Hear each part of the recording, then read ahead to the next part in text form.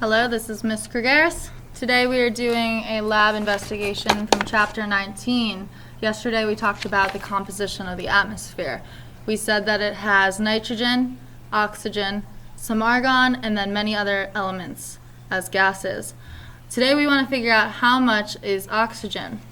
Our textbook told us that 21% of the atmosphere is oxygen, but we're going to test and see if that's true. So we will do this Chapter 19 mini lab, finding the percentage of oxygen in the atmosphere. So I'm going to move the camera down so that you can actually see the materials. Perfect. So the materials you need today are first a test tube. This is a glass test tube. Can't measure anything with it. There's nothing on it, but it is a part of our system. Also a part of our system is this Petri dish. We will have a candle. It's a little perfect birthday candle. Some sticky tack, and you really do not need a lot. You could also use clay. We will need a vis-a-vis marker, one of these old school markers that they used when they had transparencies and projectors instead of smartboards. We'll need some matches. These are not the best matches, but we will be using those. And then some graduated cylinders to actually measure volume. We will also be needing some water, which I have in this beaker here, so that I don't need to get up and get to the sink. So the first thing we need to do is build our system. Our system is in this Petri dish. You take some of the sticky tack, or the clay, you put it on the bottom of the candle, like so. And then you stick it to the center of your Petri dish and you just kind of push it down. What you're trying to do here is just make sure that your candle can stay upright without you holding it. You don't want to use too much clay or sticky tack, because then this will not work. It would be larger than that. So this is our system so far. Eventually our system will look like this, and this will be the closed system inside that test tube. We need to figure out, let's put this aside, we need to figure out the volume of this test tube. This test tube has air in it right now, and we are going to try and figure out how much of the air in this test tube is oxygen. The book says 21%, we need to figure out if that is right or not. We can't really measure air. Like, I can't pour this out into my beaker and be like, oh, that's 20 milliliters of air. Of course you can't do that. So what we're going to do instead is fill this with water and then measure how much water takes up that volume. So I'm going to do that right now. Got to fill it all the way to the top. This is just pure water. Very tippy top. I'll take this water-filled test tube and pour it into this graduated cylinder. Fix the viewpoint for this.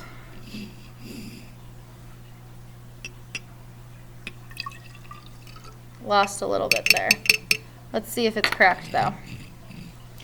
So looking down at eye level with our graduated cylinder, you'll see here it's 20, and it's hard to see on the video, but there would be 25, and then we have 28. So 28 milliliters is our total volume of this little test tube. So if we have water in it, it's 28 milliliters of air, or I'm sorry, of water. If it's air, then it's 28 milliliters just of the air. So that's the total volume of this test tube. What we can do with this water is pour it into our Petri dish. This Petri dish needs to be filled with water completely, so I'm going to add a little bit more. Set that aside. On our data table in our lab, we are looking at these different sections. You will get one of these. So we're doing 2 trials, and at first it wants to know the volume of the air in the test tube. We just measured that, and we said that it was 28 milliliters. 28 milliliters to fill this with air or water. Regardless, it's 28 milliliters to fill this test tube. Next, what we're going to do in our procedure is we're going to take the matches, light the candle, and then invert this test tube over it and put it into the water, but not totally at the bottom. This is going to create somewhat of a vacuum. When we light the candle, it's going to be burning oxygen. When we close the system, it will burn all of the oxygen and suck some water up into there. The amount of water it sucks up will be exactly how much oxygen was burned. So we can figure out the composition and the amount of oxygen in the air. So we actually light the candle,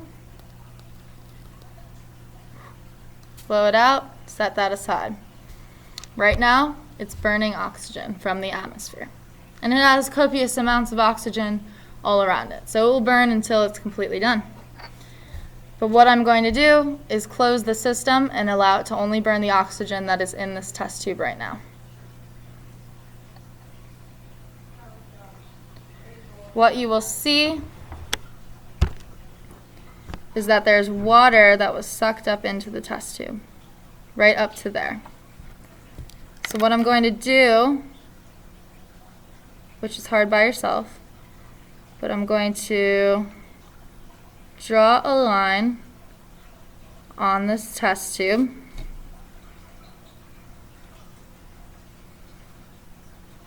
where my water is. What you're looking at here is some of the test tube still has air in it. A good portion has air in it. And this air doesn't contain any oxygen, otherwise that candle would have continued to burn. So this has nitrogen, argon, and many other elements, potentially. Down here, from about right there to all the way to the bottom, so from here down there, that is what was the oxygen component of the air. It got burned up, and because I closed the system and had water there, the water got sucked up like a vacuum. So I drew a blue line, it's very hard to see, right where the water is. I'm going to take apart this system. What I'm going to do next is fill this with water to figure out what component was still air. So once again, I'm using water to figure out how much air was in there. So let's do that. Flip it up. And then we will take our water and fill it right up to that line. Steaming a little bit. No problem. Alright, I added a little too much. Let's pour it back. Just a little bit more. Gotta go slow. Perfect. So you'll see that the test tube is not filled all the way. It is filled up to that line, which is the line at which my water was filled up. This was the oxygen component. This is the rest of the air all the way down. So let's take our smaller graduated cylinder. Let's pour the water in there. And let's measure it. So you might be able to see the numbers there. You can see the meniscus pretty nice, that curve in the line. We're going to measure at the bottom of the meniscus. And what I'm measuring, I see 20, 25, no, 20,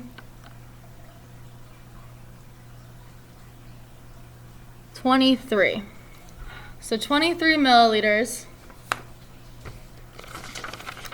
will be our volume of air that was still left over in the test tube.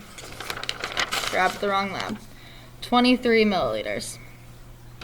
Because it was the amount that was here, filled with air still. I put it right here in our thing, in our lab. Yeah. So you can see 28 milliliters is what we started with. 23 milliliters of air was left after we burned the candle. So then we will subtract 23 from 28 to find out our volume of oxygen. So we end up with 5 milliliters of oxygen, and we label that in there as well. That's 28 minus 23, which gives us 5 milliliters of oxygen, 5 milliliters that were burned. To calculate the percent of oxygen, we have to do 5 divided by 28. So 5 is our oxygen milliliters, divided by 28 total milliliters. and we'll multiply by 100. And that's how we'll get the percent. So tomorrow in class we'll actually be talking about if our numbers match up with what we read in the book, and why or why not there may have been some differences. That was the lab in a nutshell. Thank you. Have a great rest of your day.